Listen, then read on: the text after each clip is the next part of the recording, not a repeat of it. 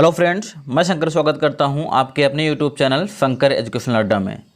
दोस्तों, आज की वीडियो में हम लोग देखने वाले हैं एमए फर्स्ट सेमेस्टर जियोग्राफी और जो हमारा चौथा पेपर है यानी नगरीय भूगोल, उसको हम लोग क्या करने वाले हैं, कवर करने वाले हैं। उसमें बहुत ही इंपॉर्टेंट प्रश्न हम डिस्कस करेंगे। प्रश्न क्या है? नगरीकरण को प्रोत्साहित करने वाले के कारकों का वर्णन कीजिए। ठीक है, तो चलते हैं, आगे बढ़ते हैं देरी न करते हुए। तो देखिए, प्रश्न दिया गया है हमारा कि नगरीकरण को प्रोत्साहित करने वाले कारकों का वर्णन कीजिए। तो दिया गया है उत्तर में, भारत में नगरीकरण को प्रोत्साहित करने वाले अनेक कारक उत्तरदायी हैं। क्या है? भारत में नगरीकरण को प्रोत्साहित करने वाले अनेक कारक जो हैं वो उत्तरदायी हैं। स्वतंत्रता के पूर्व, अगर स्वतंत्रता के पहले की बात की जाए तो नगरों के विकास में अनुकूल भौगोलिक दशाओं, धार्मिक विश्वासों, सैनिक शिविरों की स्थापना तथा यातायात की सुविधाओं का अधिक योगदान था। लेकिन अगर स्वतंत्रता के बाद की बात की जाए तो दोस्तों, जनसंख्या वृद्धि, औद्योगिकीकरण, यातायात एवं संचार के साधन, राजनीतिक दशाएं, ग्रामीण कूटबंदी, नागरिक सुविधाएं तथा आर्थिक सुरक्षा आदि जो हैं प्रमुख दशाएं हैं जिन्होंने नगरीकरण को बढ़ाने में विशेष योगदान दिया है। अब इन सभी कारकों को अगर हम संक्षेप में पढ़ना चाहें तो उसको निम्नलिखित रूप से समझा जा सकता है। तो चलिए देखते हैं एक एक करके। पहला क्या है हमारा? जनसंख्या वृद्धि, यानी जनसंख्या वृद्धि जो है नगरीकरण को किस तरीके से बढ़ावा दे रही है, इसके बारे में हम चर्चा करेंगे। तो देखिए, लिखा गया है, भारत में अगर स्वतंत्रता के पहले की बात की जाए तो लगभग 86% से भी अधिक जनसंख्या जो है, 86% से अधिक आबादी जो है वो गांव में रहती थी। निर्धनता के बाद भी ग्रामीण का जो जीवन था वो आत्मनिर्भर था। हमारे देश में स्वतंत्रता के बाद जब जनसंख्या में तेज़ी से वृद्धि होना आरंभ हुई, ठीक है, तब क्या हुआ, गाँव में खेतों का विभाजन बढ़ने लगा। इसके फलस्वरूप जो ग्रामीण जनसंख्या का एक बड़ा भाग था उसने रोजगार पाने के लिए जो है शहरों के लिए बढ़ना आरंभ कर दिया। दोस्तों, आई होप समझ में आया होगा। कह रहे हैं कि भैया जो जनसंख्या है वो किस तरीके से प्रभावित करती हैं, यानी अगर स्वतंत्रता के पहले की बात करें तो लगभग 86% से भी ज़्यादा आबादी जो है वो गाँव में रहती थी।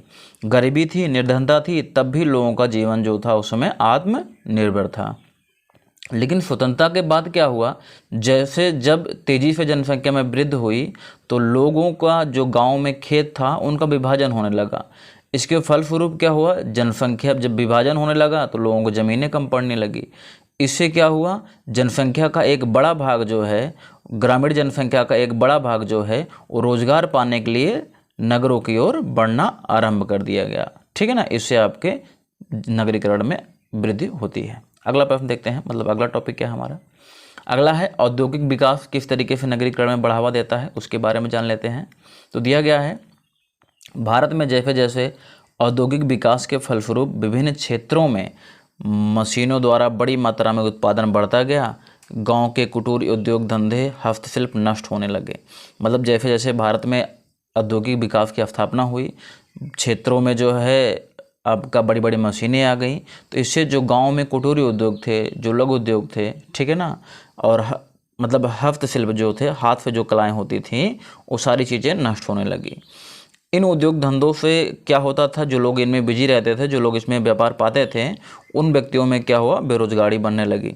बेरोजगारी बढ़ने के बाद क्या हुआ, लोग नगरीय उद्योग में जो है श्रमिकों की अधिक आवश्यकता होती थी। भैया मशीनें लगेंगी, वहाँ नगरों में जो मजदूरों की आवश्यकता होती थी वो अधिक होती थी। तो इससे क्या हुआ, इसके फलस्वरूप क्या होता है, ग्रामीण जनसंख्या का काफ़ी बड़ा हिस्सा नगरीय उद्योगों में श्रमिकों के रूप में यानी मजदूरों के रूप में क्या करना, कार्य करने लगा। इससे भी नगरीकरण की जनसंख्या में वृद्धि होने लगी। आई होप आपको समझ में आया होगा। अगला है हमारा यातायात तथा संचार के साधनों में वृद्धि। ये जो है किस प्रकार से नगरीकरण को बढ़ावा देता है वो देखिए। कह रहा है, स्वतंत्रता प्राप्ति के बाद यानी जब हमें स्वतंत्रता मिली उसके बाद भारत में गाँवों को नगरों से जोड़ने के लिए सड़कों का निर्माण आरंभ हो गया। यानी जब स्वतंत्रता मिली उसके बाद जितने भी गांव थे उनको नगरों से जोड़ने के लिए सड़कें बनाई जाने लगी। ठीक है, पंचवर्षीय योजनाओं के द्वारा नए विकास कार्यक्रम आरंभ हुए, यानी पंचवर्षीय योजनाओं के जरिए नया नया विकास भी आरंभ हो गया। ग्रामीण आगे कह रहा है, यहाँ जैसे जैसे यातायात और संचार के साधनों में वृद्धि होती गई, सभी नगरीय और ग्रामीण क्षेत्र एक दूसरे से जुड़ने लगे। कृषि में उन्नत उपकरणों और बीजों का जो है उपयोग होने लगा और इससे कृषि उत्पादन भी बढ़ा, लेकिन ग्रामीणों की नगरों पर निर्भरता भी बढ़ने लगी। किस तरीके से बढ़ी, जरा देखिएगा। फसल बेचने के लिए जो है ग्रामीण नगरों में जाने लगे, उनका नगरों से संपर्क बढ़ा। यातायात की सुविधाओं के कारण जो है सब अपना कृषि के उपज नगरों में ले जाकर बेचते थे, जिससे काफ़ी ज़्यादा लाभ भी होता था।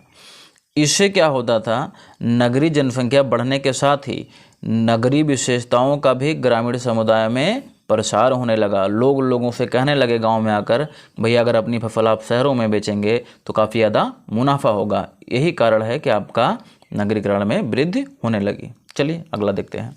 राजनीतिक दशाएं क्या कह रहा है। नगरीकरण की प्रक्रिया को प्रोत्साहन देने में वर्तमान राजनीतिक दशाओं का भी एक महत्वपूर्ण स्थान है। लोकतांत्रिक व्यवस्था में लोगों को उन नगरों में विकास के अधिक अवसर प्राप्त होते हैं जो राजनीतिक क्रियाओं के केंद्र होते हैं। यही कारण है कि दिल्ली में आज नगरीकरण की प्रक्रिया सबसे तेज है, ठीक है ना, सबसे अधिक तेज है। आगे क्या है, विभिन्न प्रदेशों की राजधानी जिन नगरों में है, यानी भैया जो प्रदेशों की राजधानी होती है उनमें भी दूसरे नगरों की तुलना में नगरीकरण काफ़ी तेज़ी से हो रहा है। चलिए आगे बढ़ते हैं। अगला है ग्रामीण गुटबंदी। ग्रामीण गुटबंदी जो है एक ऐसे आपके नगरीकरण को बढ़ावा देती है। बढ़ते हैं आगे। दोस्तों आगे बढ़ने से पहले मैं आपसे गुजारिश करूंगा, यदि आप हमारे चैनल पर नए हैं तो चैनल को सब्सक्राइब कर लीजिए और इस वीडियो को ज़्यादा से ज़्यादा शेयर करिए, क्योंकि पढ़ेगा इंडिया तभी तो बढ़ेगा इंडिया। और ये आपका 4th पेपर है ज्योग्राफी का। अगर आप 1st पेपर, 2nd पेपर और 3rd पेपर का भी वीडियो लेना चाहते हैं तो आपको डिस्क्रिप्शन में लिंक मिल जाएगा, वहाँ पर जा करके आप अपना पढ़ सकते हैं। तो चलते हैं आगे बढ़ते हैं।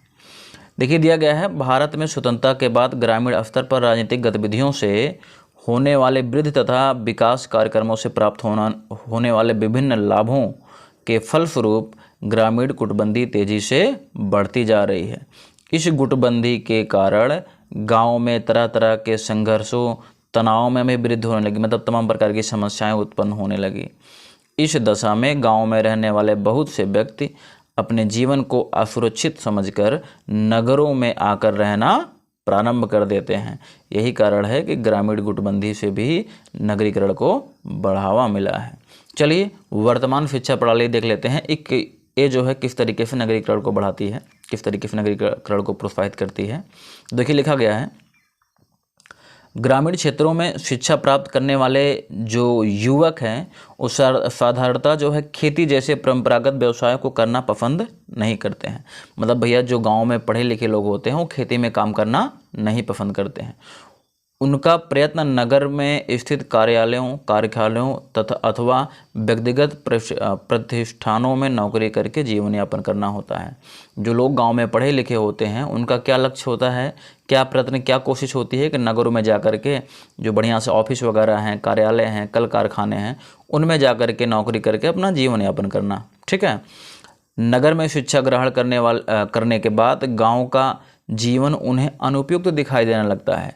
मतलब जो गांव का व्यक्ति जो है नगरों में जाकर के शिक्षा प्राप्त कर लेता है, उसको फिर गांव की जो है रहन सहन उनको अच्छा नहीं लगता है। तो क्या करते हैं फिर, इस मनोवृत्ति के फलस्वरूप भी नगरीकरण को काफ़ी ज़्यादा क्या होता है, प्रोत्साहन मिलता है। वो जाकर नगरों में रहने लगते हैं, जिससे नगरीकरण को बढ़ावा मिलता है। आगे चलते हैं। अगला पॉइंट हमारा क्या है, अगला पॉइंट है आर्थिक सुरक्षा। ये जो है किस तरीके से आपका, पहले नगरीय सुविधाएं देख लेते हैं, उसके बाद आर्थिक सुरक्षा चलेंगे। नगरीय सुविधाएं क्या हैं। हमारे देश में बढ़ते हुए नगरीकरण का एक अन्य कारण नगरों में प्राप्त होने वाली विशेष नागरिक सुविधाएं भी हैं। नगरों में शिक्षा जो है काफ़ी अच्छी मात्रा में मिलती है, आपको ठीक ठाक मिल जाती है। पानी, बिजली, स्वास्थ्य तथा सुरक्षा अधिक सुविधाएं होने के कारण यह गांव और कस्बों में रहने वाले व्यक्तियों को अपने आकर्षण का केंद्र बनाता है। मतलब यहाँ से लोगों को आकर्षित करता है, लोगों को नगर अपनी तरफ खींचने का कार्य करते हैं। चलते हैं आगे बढ़ते हैं, अगला देखते हैं। अगला हमारा क्या है, आर्थिक सुरक्षा। आर्थिक सुरक्षा में क्या दिया गया है, सभी नगर व्यापार और वाणिज्यिक केंद्र के प्रमुख होते हैं। जितने भी नगर होते हैं सभी व्यापार और वाणिज्यिक केंद्र के प्रमुख केंद्र होते हैं, वाणिज्यिक के प्रमुख केंद्र होते हैं। औद्योगिक नगरों में एक विशेष उद्योग संबंधित विभिन्न व्यवसायों की सुविधा होने के कारण जो है लोगों को नौकरी के अतिरिक्त अपने स्वतंत्र व्यवसाय स्थापित करने से भी अधिक अवसर मिल जाता है। मतलब जितने भी नगर होते हैं वो व्यापार और वाणिज्य का प्रमुख केंद्र होते हैं। यहाँ लोगों को नौकरी करने के साथ साथ अपना खुद का बिजनेस स्टार्ट करने का भी मौका मिल जाता है। आगे व्यवसाय के लिए कच्चा माल जो होता है वो भी बढ़िया तरीके से यहाँ आराम से उपलब्ध हो जाता है। विकसित उपकरण तथा नई जानकारियाँ भी प्राप्त करने के लिए नगरीय जीवन को अधिक सुविधाजनक समझा जाता है। फलस्वरूप बड़ी संख्या में व्यक्ति यह समझने लगते हैं कि नगरों में रहकर वे अधिक आर्थिक सुरक्षा प्राप्त कर सकते हैं। यही सब कारण है दोस्तों जो नगरीकरण को बढ़ावा देते हैं। और ये प्रश्न आपका काफ़ी ज़्यादा इम्पोर्टेंट है। अगर आप नए हैं, मैं फिर से गुजारिश करूंगा आपसे, अगर आप मेरे चैनल पर नए हैं तो चैनल को सब्सक्राइब कर लीजिए और वीडियो को ज़्यादा से ज़्यादा शेयर करिए, क्योंकि पढ़ेगा इंडिया तभी तो बढ़ेगा इंडिया। मिलते हैं आपसे अगले वीडियो में।